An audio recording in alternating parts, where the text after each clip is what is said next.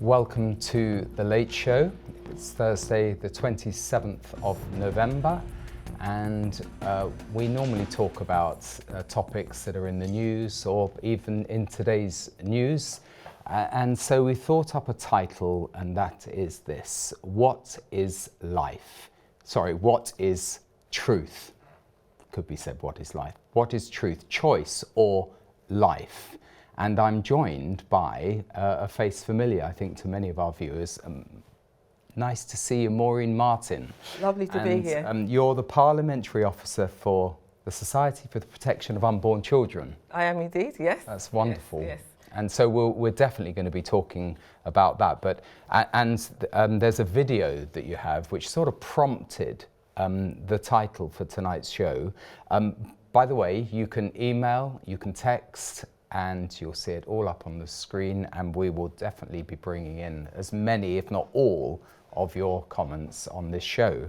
Yeah, I suppose the title was prompted by one of your videos, which we'll show later, called Project Truth. And the thought that came to me, Maureen, is that it was highlighted by Sean Spicer, who was Trump's, press officer in his first term, when they started talking about alternative truth and alternative facts. And we had a debate here on Rev TV, actually in Spain, 12 years ago, maybe 14 years ago, with Bernadette Pickering, who is pro-life, and Kate Smurthwaite, the comedienne, who wasn't. And she had a completely different narrative. True. And Pilate said, what is truth? And the point is, people today hear two truths. How do we deal with that? You're an expert on, parliamentary debate. Yeah, indeed, yeah. Yeah. Well, ultimately, Tim, truth is the Bible. Yeah. If you want ultimate truth, Yeah. it's the Word of God. Yeah. And this is where society's kind of lost it a bit. We've lost the sight of absolute truth. Yeah. There is an absolute truth, and it's the Bible. When you start thinking truth is my own truth, let's just say, my own experience, then truth becomes palatable, becomes subjective. That's right. So you can make it whatever you want. Yeah. And this is exactly what's happened. We've had one side, their truth is their language, and we have another side, their truth is their language. But whose truth is based on the Word? So that's the how truth. did you know that I was going to read the Bible? The fact that I've got it open on my table. Indeed. So, I immediately think, okay, Tim, what are the verses we could read on this? And there are probably many, but for me, a key verse is in Psalm 139, for you knew or you formed my unseen body, my inward parts. You covered me in my mother's womb. That's Psalm 139, verse 13. I will praise you, for I am fearfully and wonderfully made. A marvelous are your works, and that my soul knows very well. So basically, it's sort of talking about the unformed body. Yes. But the thing about, the unborn is it's pretty well formed quite early on. It is. You have a heartbeat at 6 weeks. Yeah. You can detect a heartbeat. Yeah, it's phenomenal. And then the other one is on the opening page of my Bible. It's very easy if you want to read along with me. Just open your Bible at the first page, if it's got small prints. And there it says, God said, let us make man in our image. Immediately, wow, that puts a value Of course. on all humanity. Absolutely. We didn't evolve from a blob. We're not a sort of meaningless blobs, as it were, floating through time and eternity. Or from apes. Or from apes, exactly. So he says, let us make man in our image according to our likeness. And then further, he says, so God created man in his own image, in the image of God, he created him, male and female, he created them. So it's not just man that's valuable. No. You'll be very pleased to know, Maureen. Absolutely. Male and female. No, you're also important. Absolutely. It's one species is man, and the two models are male and female. Yeah. Exactly. And that's the way God created it. Now, and the eternal value God puts on us, we are created in his image, not the image of an animal. Yeah. We are separate from animals. In fact, God gave us authority over the entire planet, in fact. Yeah. Everything that creeps, everything that crawls. God gave us authority over everything. We lost it because Adam sinned, we know that. But thankfully, Jesus got that back. But the point is, we have eternal value at conception. Yeah. He said to Jeremiah, I knew you before you were in the womb. Very good. No, I could have thought of that verse. I knew you. Yeah. So he knew all of us. Yeah, exactly. We all have a great plan that he has for our lives. Yeah. And he is grieved when a child's life is cut off before they have a chance to be born. It grieves the Father. Mm. And he says he detests the shedding of innocent blood. That's right. It's quite clear in the scriptures. So we've just come, you know, I know most of you folk watching know all of this, but it needs to be repeated. I was at a conference many years ago. Peter Saunders was at this conference, and he was I think it was the Christian Medical Fellowship he was running in those days. And it was a Christian conference, and this guy was saying, oh, this culture, the speaker was saying, this culture war's a bit overblown, you know, we're creating divisions here. And I happened to be walking alongside Peter from that seminar, and I said, Peter, what do you think of what he said, that, you know, culture war is exaggerated? He said, well, there are 50 million abortions worldwide. I think it's probably near 100 now. Yeah. So it's not a small thing. No. It's not exaggerated. Not at all. It's getting to exorbitant numbers. When I think of the numbers, it just, sometimes I can't think of them because it's just so huge. You just can't imagine that many people's lives being cut off before they had a chance to be born. This is creating a population replacement issue amongst all the Western countries, including the UK. Our birth rate has dropped below replacement rates, as in all the European Western countries. The US, they're just about teetering on the edge, and that's just because of immigration, that they're managing to just maintain their replacement levels. Yeah. It's a tragedy. It's an absolute tragedy. So on this kind of alternative truth narrative that's out there, they will say, well, you, we, us, Bible, gospel is not being very compassionate. You know, you're not actually caring for the, let's say, the teenage, you know, unwanted pregnant mum to be. And so, you know, they use the term compassion in a very, you know, weaponized way, as it were, suggesting that by us speaking our truth, we are injuring. By praying outside an abortion clinic, you are harming, you're intimidating, you're bullying. How do you, if you are inclined to, how do you get through that fiery dart? Well, the thing is, it's compassion only in one way. It's only going in one direction. There's no compassion at all for the unborn child. As far as they're concerned, an unborn child is not even a human being. It's just a clump of cells. As far as they're concerned, you know, as far as they're concerned, it only becomes a human once it's born, which is absolutely ridiculous. But yes, we can show compassion to both mother and child. But how do you show compassion? Showing compassion is not encouraging the mother to, you know, get rid of her child. Showing compassion is actually offering her support, encouraging her. Which will scar. Well, which will scar her. Well, in their language, they're saying it will scar her, but not necessarily. By not giving her options. What I mean is, I probably picked up half of what you said, and it scars a mother to be if it's a miscarriage, if the child is taken from them. Of course, absolutely. For life. Absolutely, and of course they've downplayed the psychological impacts of aborting your child. As they're concerned, like the pro-abortion side, it has no effect on them at all. In fact, as far as they're concerned, the mother feels a sense of relief. I know. Having. That's interesting because, you know, Kate Smurthwaite, so I've got very limited knowledge on this and I'm a man, but I hear from the arguments. And she came up with this strange argument that basically, it's scarring the woman having any baby. And, you know, I don't want to be a human incubator. So it's sort of taking away the humanity of it and putting it into some, I don't know, machine-like process. I mean, you know, you have to bring in the aspect of personal responsibility. into the entire argument. Babies just don't come from nowhere. Activities have to happen before they happen. You know, conception did not happen, doesn't fall on you like ripe cherries off a tree, it happens. Yeah. So you are engaging in activities, sex, that could potentially produce a child. Yeah. Now, society wants to, you know, say, look, go ahead, have all your fun, quote unquote, but we will deal with the consequences for you. You can have all these other mechanisms. So separating out. Exactly, to deal with the consequences of your behaviour. Yeah. Unfortunately, it doesn't end there. The consequences just don't end there. Once you do go through the entire process of, you know, having an abortion, there's all the other things that happen. You are scarred.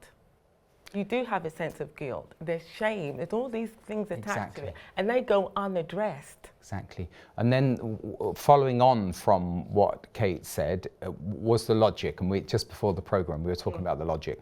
So the logic of I don't want to be a human incubator applies from conception right up to birth. And so I was shocked actually. I was only chairing this debate. I was shocked to think, oh yeah, that's what they are arguing. They're arguing that they have a right to terminate a right up to full term. Now, that wasn't in the public debate at the time, but I thought that's outrageous until I heard Hillary Clinton in a presidential debate, I think, saying exactly the same. I remember that, yes. And now we have, and you could be more precise than I could, on the fact that they've passed a law to say no one should be criminalised for aborting a baby up to full term. Thankfully, it hasn't been passed yet. Okay. It's a crime and policing bill. It's called Clause 191. Yeah. It's now in the House of Lords. Now, Antonio Antonazi was the MP that put forward this amendment to the crime and policing bill. And it did pass, unfortunately, in the House of Commons by a very large majority, I'm sad to say. Yeah. But the House of Lords are putting up a good fight against it. Now, because it's a government bill, it will have to go back to the House of Commons. Okay. Now, they can just dismiss the amendment, but even so, you'll still have to go back to the House of Commons. We have quite a good coalition of peers who are really rallying against decriminalisation. And basically, it says exactly what you've said. A woman will not be criminalised for aborting her child up to any point during the pregnancy, even if it's on the way out of the womb, in the birth canal. Really? Yeah. It could be strangled.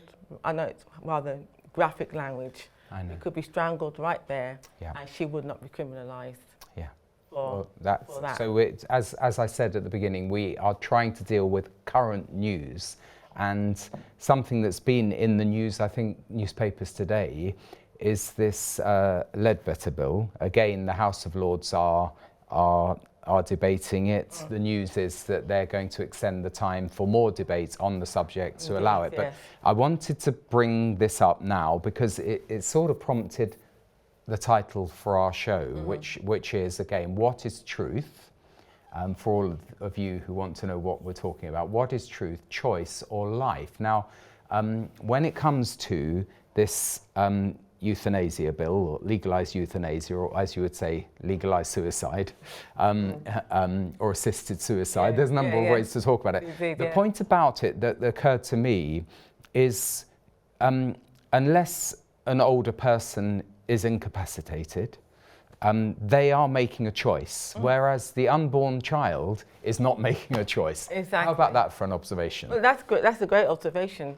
And the choice is always the choice of the mother in terms of where abortion is concerned. Of course, the child doesn't have a choice. The child didn't choose him to be conceived in the first place. Yeah. And that's why an unborn child is the most vulnerable person in our society, because they cannot defend themselves.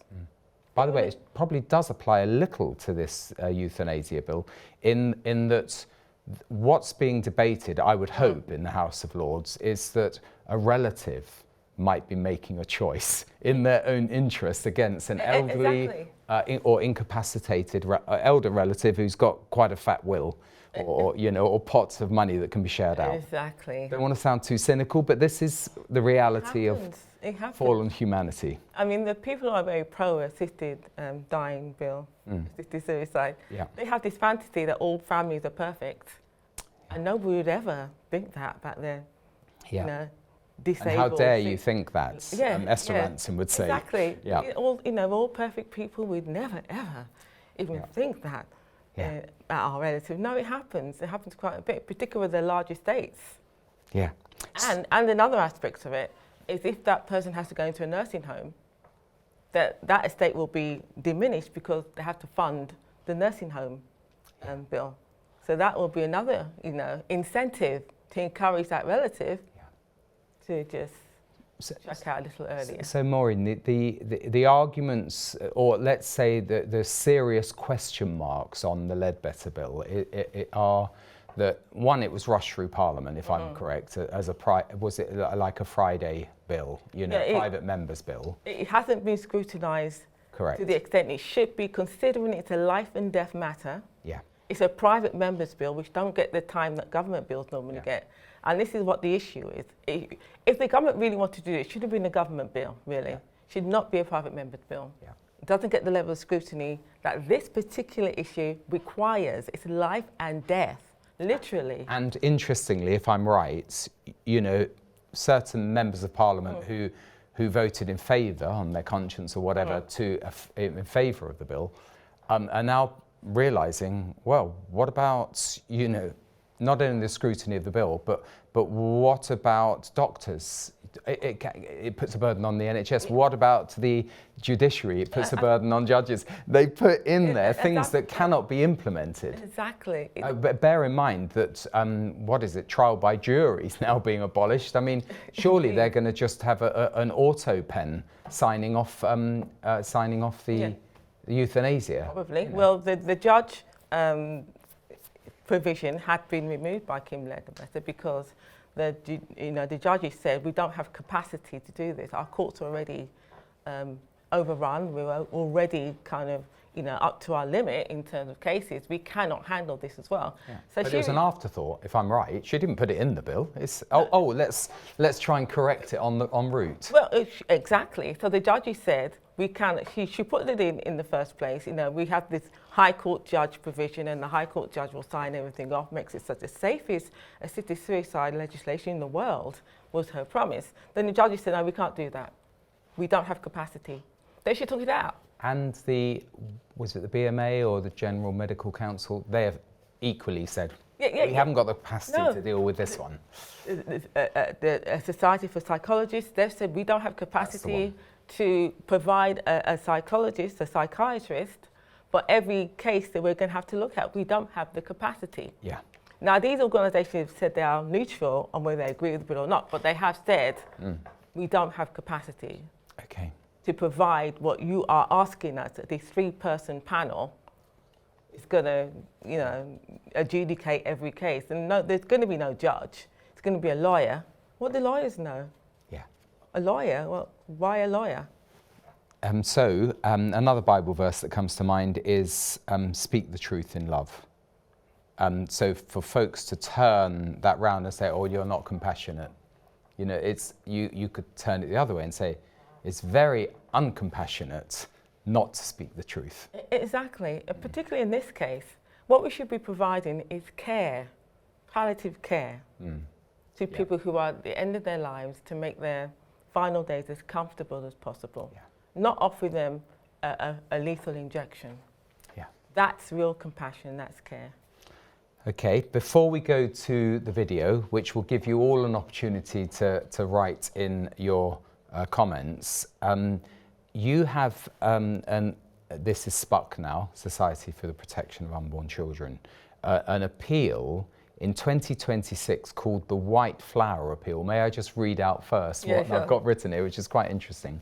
I'd never come across this. The White Flower Appeal is inspired by the courage of the White Rose movement during World War II, which opposed the tyranny of the Nazi regime when so many lives were lost. Today we need similar courage to stand for the vulnerable among us who are also losing their lives. Indeed, That's quite hard-hitting. It's quite a good comparison as well. Like a brutal Nazi regime who just despised or dismissed life on people who they did not consider to be up to standard. And so the White Flower Appeal, what we do, we go around to parishes. It's mainly Catholic parishes, and we share. It's really a fundraising appeal, of course, but we share with the parish and give them an opportunity to donate to the White Flower Appeal Elf to help SPUC to fund their campaign, and our mission is to save unborn babies, basically. So yeah, I mean, we've ended the 2025 one, 2026 will commence next year, and we'll be going around the parishes. We have church reps who will also engage on our behalf. So it's quite a major fundraising appeal that we launch every year. Yeah. Normally very successful, and normally very well responded to by parishioners. Yeah. So. Because again, I mean, you're campaigning. You have a conviction, which we as Christians see from the scriptures, that we've got to protect life. It's created in God's image. But you, let's say, and those who campaign outside or in the vicinity of abortion clinics are portrayed as some very nasty, intimidating people. But what you're doing is highlighting that actually there's something quite brutal about, and in some cases, I remember seeing in front of the Congress or Senate committee a guy who had performed many abortions, and he was, you know, had basically repented of it, and he was describing what the process was. Oh, I remember seeing that. Oh, that was so powerful. Yeah. It's more brutal than praying in a wheelchair outside an abortion clinic, I would suggest. And I remember, don't want to sound too much one-sided, because no, you're right. Joke. No, you're right. I remember him. If it's the same one I saw, he was using tongs. Yeah. It was demonstrate. So yes, graphic. I remember that. Yes. They couldn't get out of it. It was televised. It was in front of everyone. I remember that. I remember. The reason why they describe us as such is because the truth hurts. Yeah. Being a brutal reality in their face. Yeah. This is what is happening to that child. Yeah. And dare I say, William Wilberforce, Thomas Clarkson, they showed what it was like. They took parliamentarians and their wives down to the docks to smell the stench of the slave trade and to show them the shackles. Exactly. And showed the brutal reality of the slave trade. We live in an open society. If Wilberforce can do it, why can't we? Indeed. Sort of argument. No, indeed, and his campaign was very successful, but it did take quite a few years, and he had to be quite 21 years, I think, quite persistent. Yeah, very good. And what do they call it? A program of persistent persuasion? A persistent program of public persuasion, that's right. Persistent program of public persuasion. So that was his strategy, and it works. And we have to do likewise, regardless of what they call us. Yeah. And it's good to have the right enemies, right? Yeah, exactly. If they were patting us on the back saying, you're doing such a good job, we're probably not doing it right. If you're too polite. Exactly. Shall we have a break and watch, this is a short promotional film. I think it actually is a road show. It's the Project Truth road show, and you can see a number of young people out in the streets. It's quite brave to do this, I would say. And watch this video and we'll be back with you soon.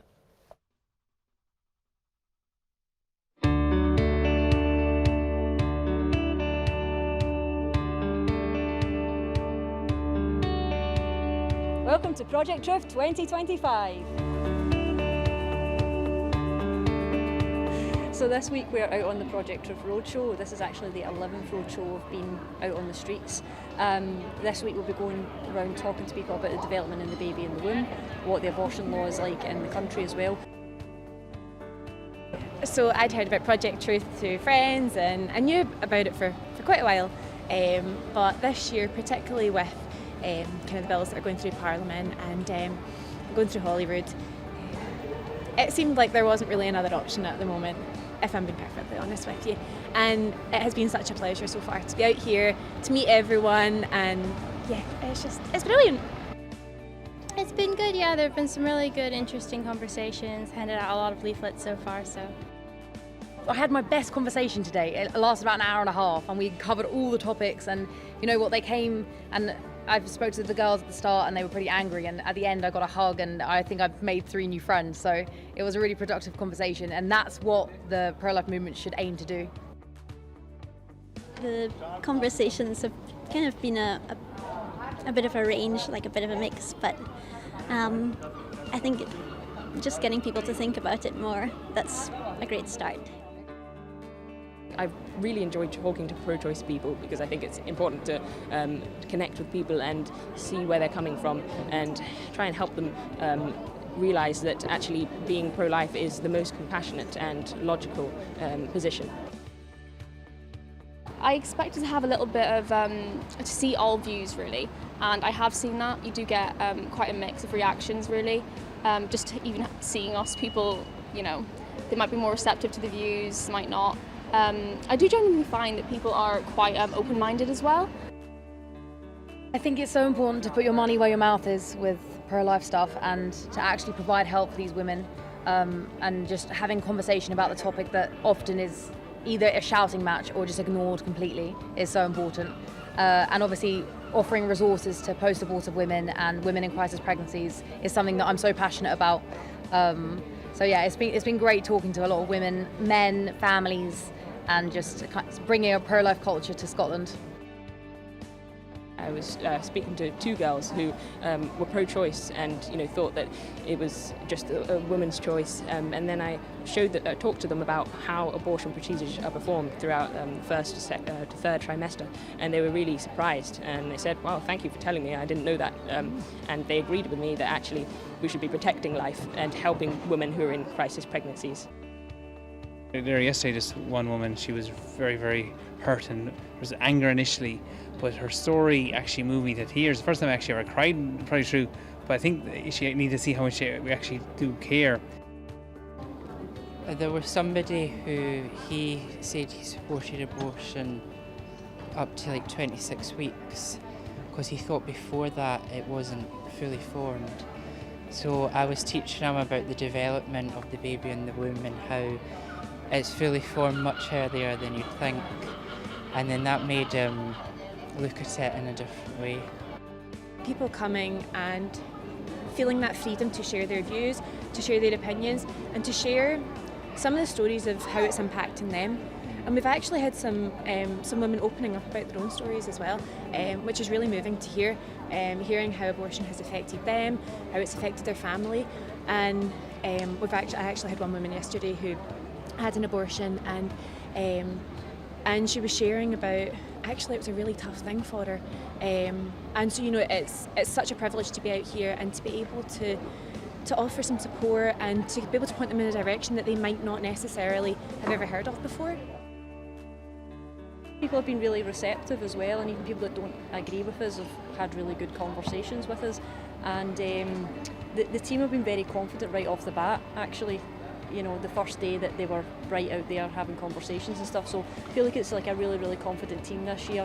They've had so many really good conversations. There's been people that have changed their mind within the conversations as well. So, and it's just to get people thinking as well. Just, a lot of people maybe haven't thought about, what it means to be pro-choice. So it's just kind of unpacking that a little bit. So the team have been very good at doing that this week, and I think we've made a bit of an impact.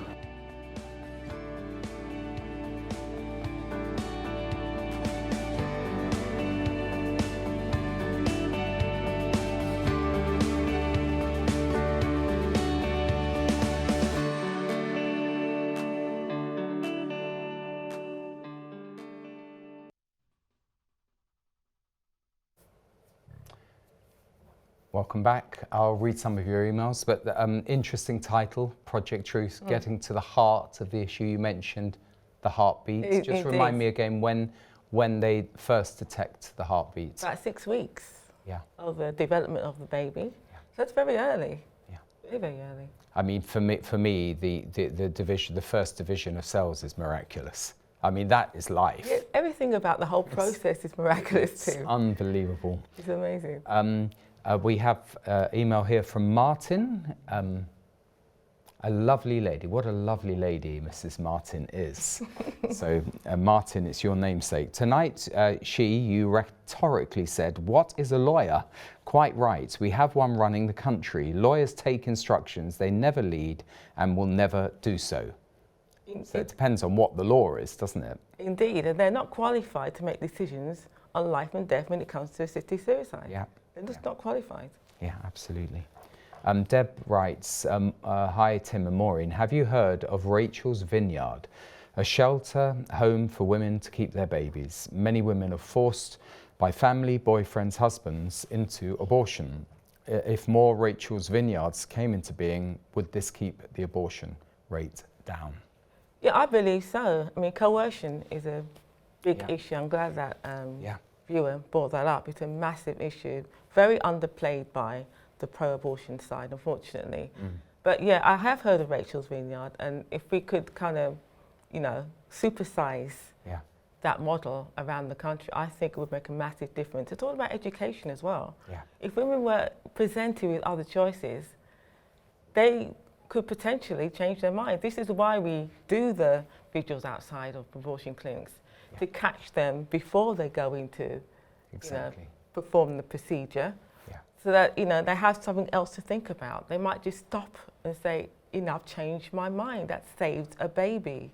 Exactly. So yes, I totally agree with that. If we could supersize Rachel's Vineyard, it'd be great. Also, it came out in that film clip that they, you know, folks were in it to help the expectant mothers. And I interviewed a while ago, a couple of years ago, Brandy Swindell, who runs something called Stanton International Healthcare, and they, across the United States, provide a care from the unwanted pregnancy right through to full term and birth, and then beyond, I think for something like 18 months beyond.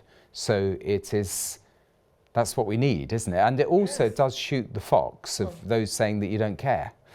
Exactly. I've heard the argument, sure you have too, that you care about the baby in the womb, but you don't care about the baby outside of the womb. Yes. Yes, we do. Yes. If we're offering this choice. Not only that, but there are millions of couples on the waiting list for adoption. Isn't that odd? It's really strange where on one hand there's about 250,000 abortions. Odd, or IVF or some other unit treatment because they're desperate. They're desperate to have a baby. Exactly. Think of the kind of incongruence of these two things. You have on one hand where you know 250,000 plus abortions a year, and yet we have millions of couples waiting to adopt children. Yeah. It's just insanity to me. Tim writes, and Tim, I think you've written about 3 but on various platforms, the same question. Do you show in SPUC, Society for the Protection of Unborn Children, for those who don't know what SPUC means, they might think it's something from outer space. Do you show the link between abortion and breast cancer? No. I'm not even aware of it, so I'm interested. There is a link between them. Statistics, particularly in the States, have tracked abortion to higher breast cancer rates in women. We haven't necessarily delved into that in detail at SPUC, but I have looked at some of the stats myself. There's a definite correlation I should say, between the amount of abortions a woman has had and higher rates of breast cancer. They have been linked. Now, officially, they'll say they're not there's no link there. You know, the pro-abortion side will say no, there's not a link. But stats do clearly show there is a link between women who've had abortions and higher rates of breast cancer. Yeah. So it is a real thing. But when it's such a polarized debate and vicious, I would say, in some circles, the alternative view or the alternative truth or alternative facts, they'll find a researcher to debunk any research that contradicts them. You know, the old thing, you can make stats say whatever you want them to say, right? Yeah. But the stats I looked at were quite convincing about the correlation between those two things. I can't remember the reasons why. I can't recall the actual medical reasons why or why that was, but I do remember there being a definite connection between those two things. So Mr. M, as we're kind of toggling, and by the way, it's quite biblical, it's quite rabbinical as well, you know, and you can read in Thessalonians this side, that side, this side, that side. So Mr. M said, I think it's evil to murder a baby. The only excuse for it is if the mother is in danger of losing her life. And Mr. M, we have to say that, you know, a murder is a criminal act, and abortion has been legalised since 1967, thanks to David Steele, and all those that have followed. So he makes the point, though, the only excuse is if the mother's life is in danger. What is Spuck's position on that? But Tim, yeah, if the mother's life is in danger, you know what doctors do? They deliver the baby. Yeah. That's what they do. Yeah. The intentions of a doctor, because of the Hippocratic Oath, yeah, they always try to deliver the baby. Wow. If the baby is born prematurely, so be it. They'll do an emergency C-section, yeah, deliver the baby. which won't endanger the mother's life. Exactly. Yeah. That's what they do. Yeah, Their first thought is not kill the baby. It's always deliver the baby. Can I just, come from the left field again, because it's the way my brain works. Abortion as a term, when I think of an abortion, it's an aborted rocket launch, because there's something defective about that rocket, and they abort it. It might blow up at, half the people in the spectator stand, or an aborted takeover bid, because there's, is it the best term? I know everyone uses it. I'm interested in whether there's a better term, like terminate. But maybe even that, people will think of Arnold Schwarzenegger. So I don't know whether. Yeah, it's an interesting question. The idea of aborting something is to stop something, right? And we are essentially stopping life from developing. So in terms of the actual, just basic meaning of the word, it's appropriate, yes. I think it's a word that is graphic enough, or it's quite a hard word, abortion, but I think it needs to be. Yeah. It's quite a hard word, but also anti is a hard word. And over many, I'm getting old now, so over many years, you notice how the messaging in the BBC and in the media, pro-life, pro-choice, anti-abortion, instead of pro-choice, pro-life. Yeah. And that's why I'm we got this title, What is Truth? Because it can be presented in a different way. But pro-life, but pro-life could apply to other things too. Yeah. It can apply to assisted suicide, it can apply to, but abortion is particularly applying to a child in the womb. Yeah. So, yes, pro-life is a more inclusive term. But generally speaking, they do say pro-choice. But if you were to put it the other way, I'm not suggesting that this is the only way to put it, but pro-life, pro-death. That would be a balanced argument. Yeah. I can see that. Yeah. You may have a point. Pro-choice, anti-choice. You may have a point there. You have to remember that the one thing that side does very well is they co-opt and change language. Yes, that's right. And we have not been as good at doing that as they have. Mind you, they have most of the media on their side, so... another one that comes to mind is pro-choice, pro-choice. We're pro the choice of the baby when it's grown up. Yeah. Pro giving a choice to the baby, and so it has to be allowed to develop. Yeah, of course. It kind of gets into a bit of semantics. People might think I'm a bit eccentric. Well, it's good to have these discussions.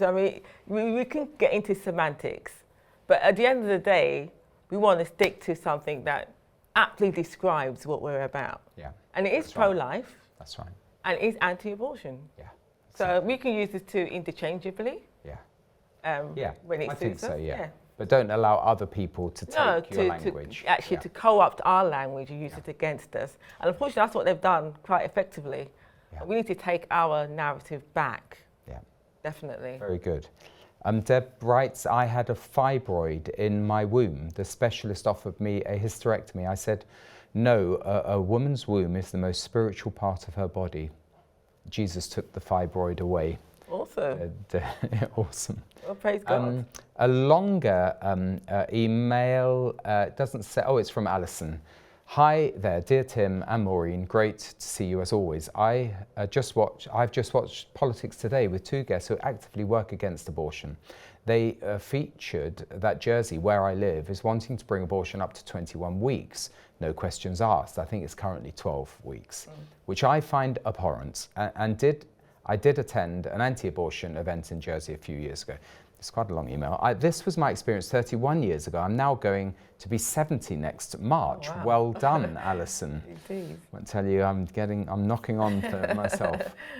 Now, I was expecting my third child when one of my scans showed one of my baby's feet was turned in. My consultant said I should have an amniocentesis because the turned in foot could be a sign of Down syndrome. I said I didn't want one as I knew it could cause a miscarriage. He basically bullied me into having one. I was crying, but God was with me and my child as they couldn't get the needle in because I had fibroids.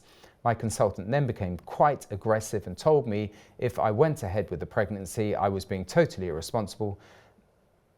Next sentence. My dear son James was born with a club foot and is living a full, happy and extremely sporty life. I have 3 beautiful children and 4 gorgeous grandchildren.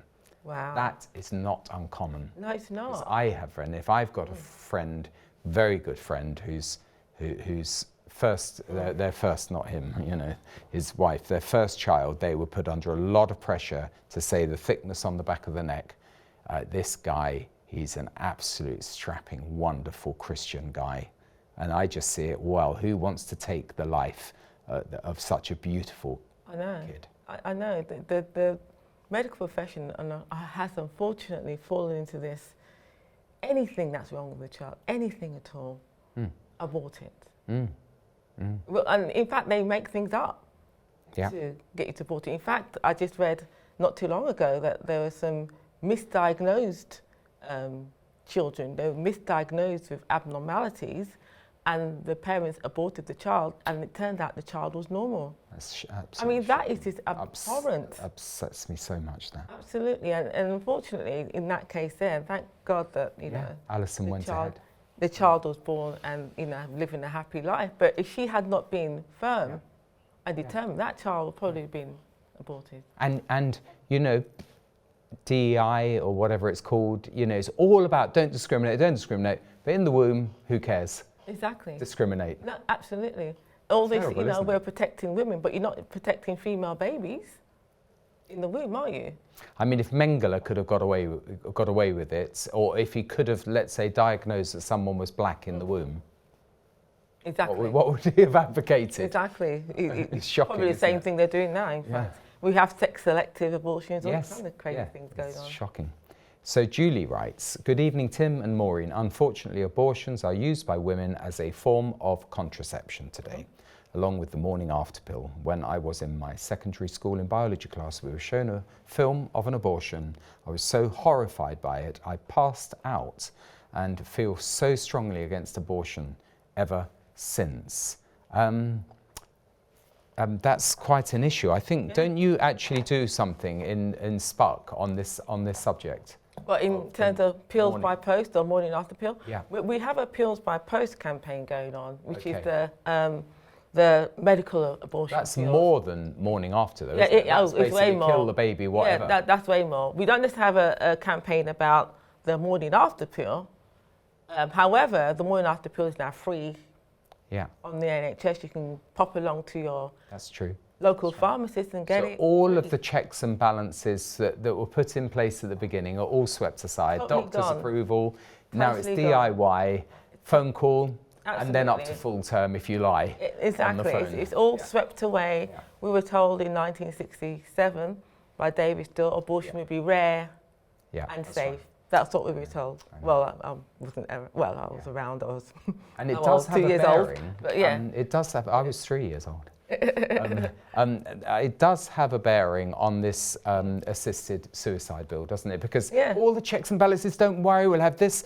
Even before the bill, you know, the ink hasn't even been written on the signature, and they're withdrawing those safeguards. Exactly. Look what happened in Canada. Yeah. Canada's a textbook case for not having assisted suicide. All of their safeguards are practically gone.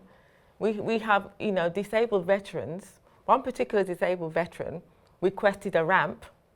They say, we can't give you the ramp, but we can offer you MAID, which is their version of assisted suicide. But what they were saying is, we can't give you the ramp, but we'll offer to kill you. Yeah. I mean, that's just insane.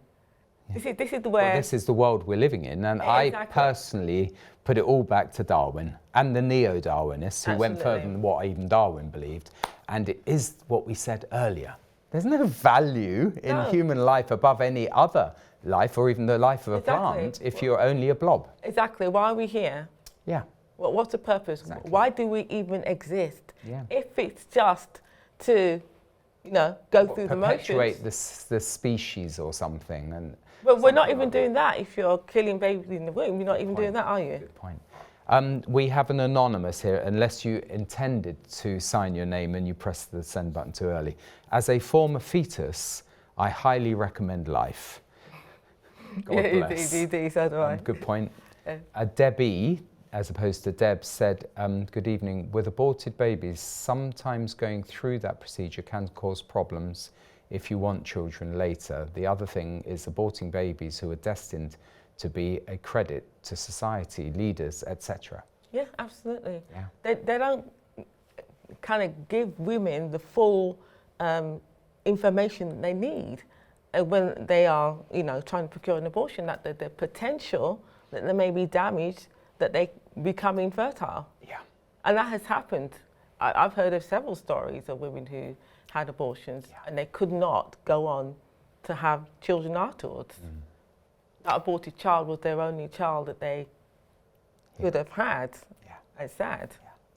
Yeah. Rob writes, the link between abortion and breast cancer was shown on a documentary called Hush on DVD and was available some 10 years ago. Just created something my journalist who took evidence from various places in America, but was at times thrown out of organizations to try to get the stats. Yeah, that's classic. They don't want the research. Yeah, they don't. That was like the trans issue, which now has been pretty well blown wide open. But I remember Bath Spa University stopped someone doing research on trans outcomes. So they don't even want, forget about the stats, they don't want to see the stats. They don't want the truth to come out. Yeah. Don't confuse me with the facts. Exactly. It's my truth. Exactly, it's my truth. Yeah. But you need to know the facts because the facts could have serious implications for your future. Yeah. Deb writes, when we pray for aborted babies, pray to Jesus to take them into heaven, ask him to heal, baptize, and name the baby. Indeed, indeed, yeah.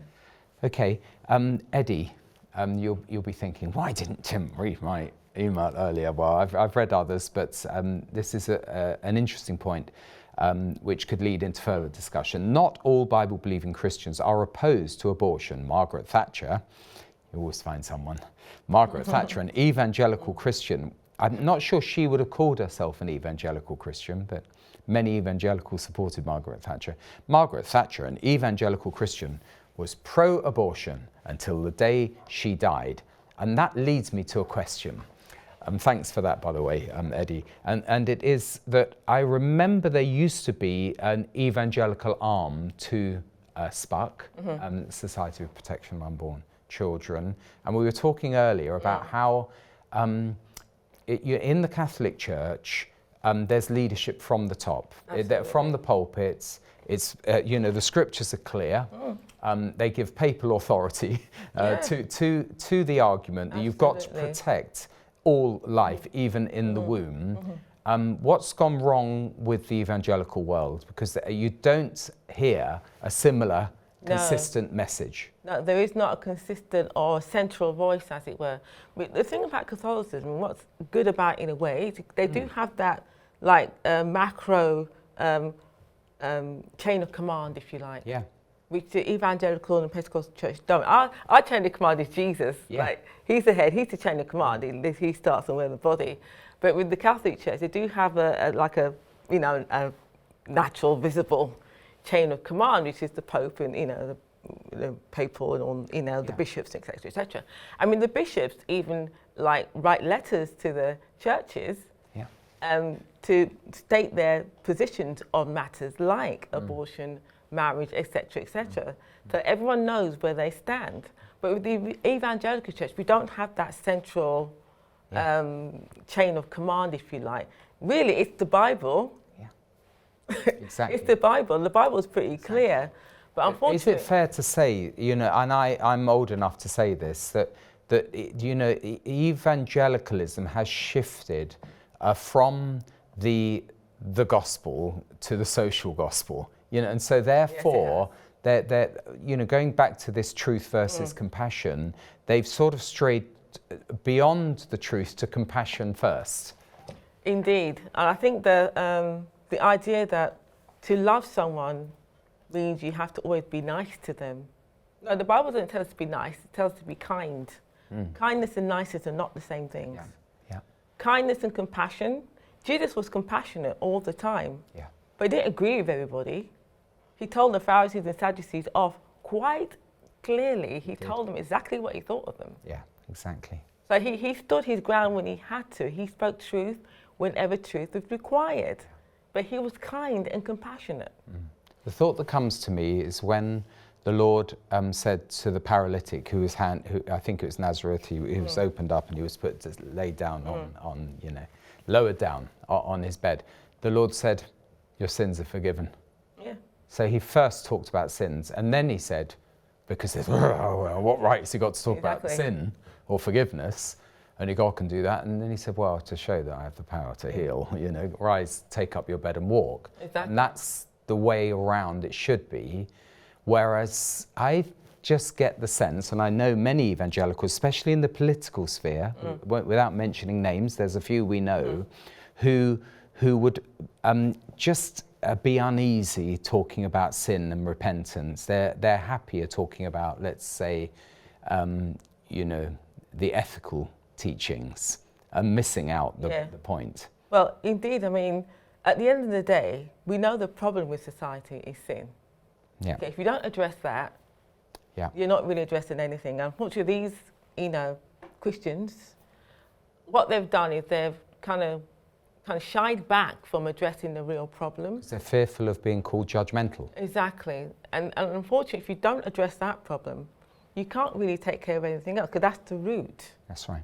So if you're trying to take care of the fruit, they're always going to come back because the root is still there. That's right. So what's required is boldness. What I liked about Wilberforce is that he was really upfront about his Christianity, and he called slavery out for what it was. It was evil. Yeah. And he called it that. Yeah.